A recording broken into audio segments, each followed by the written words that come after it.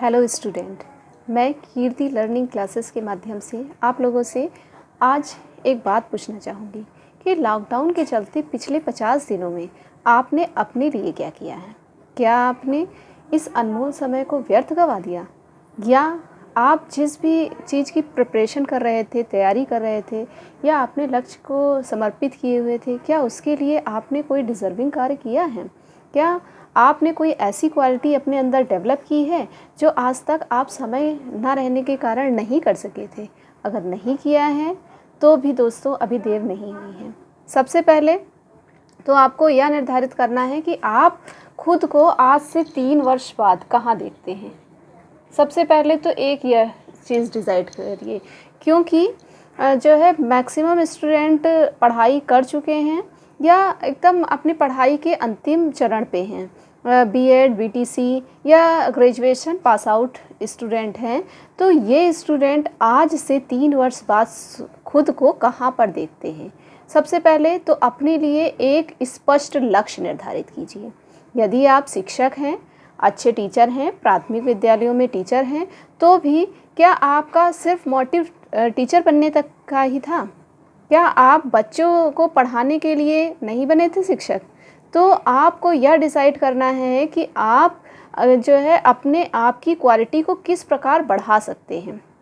जो स्टूडेंट तैयारी कर रहे थे नेट, जेआरएफ और TET, super TET, TGT, PGT, इन सब की तैयारी में जो लगे हुए स्टूडेंट हैं, इन लोगों ने अपने लिए क्या जो है डिसाइड किया है। सबसे पहले तो आपके पास एक स्पष्ट लक्ष्य होना चाहिए। इस लक्ष्य को आज ही आप अपने रूम पे चिपका लीजिए कि जो है आप 3 वर्ष बाद क्या बनने वाले हो, क्या करना चाहते हो। अगर आपने नहीं सोचा है तो आप अभी भी समय को गंवा रहे हैं। इस लक्ष्य को जैसे ही आपने निर्धारित किया है, इस लक्ष्य तक पहुंचने के क्या क्या स्टेप हो सकते हैं, उसको चरणबद्ध तरीके से लिखिए कि कैसे कैसे आप इस लक्ष्य, कैसे कैसे इन गोल्स को आप जो है छोटे छोटे ऑब्जेक्ट के रूप में बांटिए कि कैसे कैसे इन ऑब्जेक्ट को प्राप्त करते हुए मैं लक्ष्य की ओर बढ़ूंगा। उदाहरण के लिए हम देखते हैं कि जो है हम सभी लोग तैयारी कर रहे हैं। ऐसा नहीं है कि आप अकेले तैयारी करने के बारे में सोच रहे हैं। एक उदाहरण 2019 से लेते हैं कि यूपी टेट के एग्ज़ाम में लगभग 18 लाख लोगों ने प्राथमिक विद्यालय के लिए रजिस्ट्रेशन किया। फिर उसमें से 16 लाख लोगों ने लगभग सफलतापूर्वक एग्ज़ाम दिया। क्या वो सब तैयारी नहीं कर रहे थे या उनकी इच्छा नहीं थी टेट क्वालिफाई करने की? लेकिन कितने क्वालिफाई हुए? लगभग 4.25 लाख लोग, यानी 25% लोग भी पास आउट नहीं हो पाए थे। उसके 1 महीने बाद इन लोगों को सहायक अध्यापक परीक्षा की वैकेंसी मिल गई, जिसको पिछले कुछ जो है 1.25 लाख लोग जो नहीं हो पाए थे वो, और ये 4.25 लाख लोग मिल करके 5.25 लाख लोगों ने एग्ज़ाम दिया।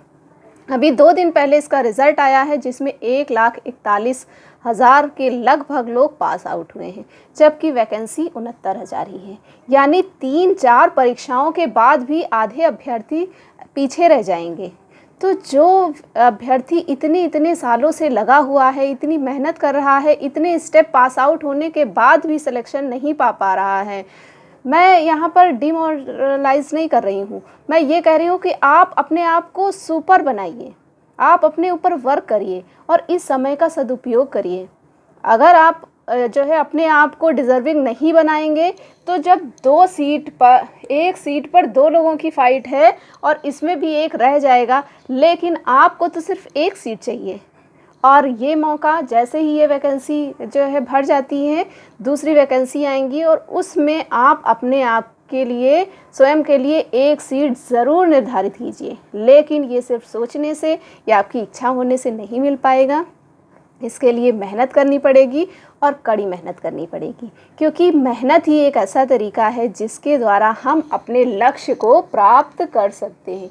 यदि आप जो है सफल शिक्षक हैं तो आप अपने आप को बेहतर किस तरीके से बना सकते हैं, आप नंबर 1 टीचर कैसे बन सकते हैं, अगर आप स्टूडेंट लाइफ में हैं तो आप अपने लक्ष्य को कैसे प्राप्त कर सकते हैं, इन सब के लिए आप छोटे छोटे ऑब्जेक्ट, छोटे छोटे उद्देश्य बनाइए और उन उद्देश्यों को किस माध्यमों से पूरा किया जा सकता है ये सोचिए।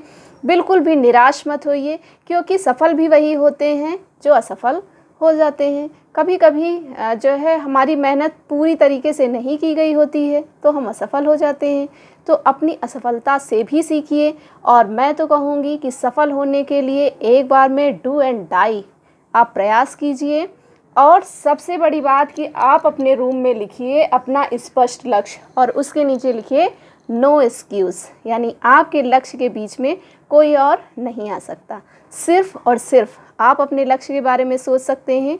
आज से 3 वर्ष बाद आप जो कुछ भी बनना चाहते हैं, जैसी लाइफ आप स्वयं की देखते हैं, वैसा आप प्राप्त कर लोगे, ये मेरा विश्वास है। लेकिन अगर आपको खुद पर विश्वास नहीं होगा, अगर आपने ये सोच रखा है कि नहीं मैं नहीं कर सकता हूँ, तो आप नहीं कर सकते हैं।